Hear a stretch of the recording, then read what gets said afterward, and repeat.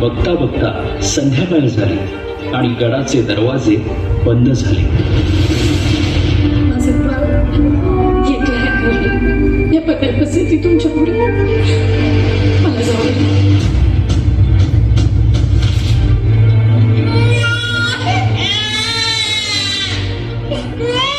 दमलेला जीव पुन्हा उमलून ये, कानी येते हाक जेव्हा आई आई आई.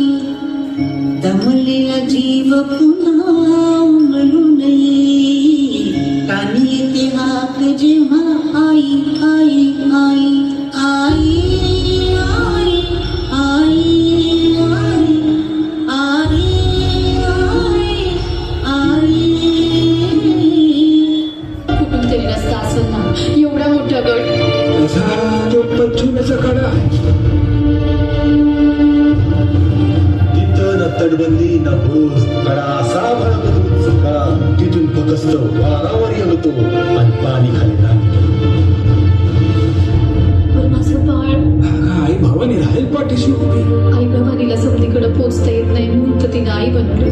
पोटासाठी जरी रोज हिंडते पाऊल, कान घेते क्षण क्षण पियांची चाहूल.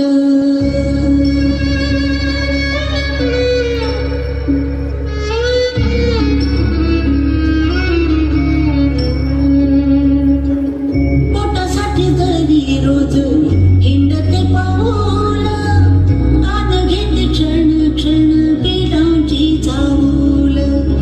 झोपेमध्ये सुद्धा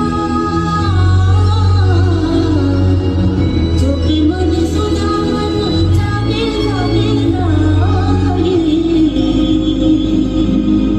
कानी येते हाक जेव्हा आई आई आई आई आई आई आई आई आई आई.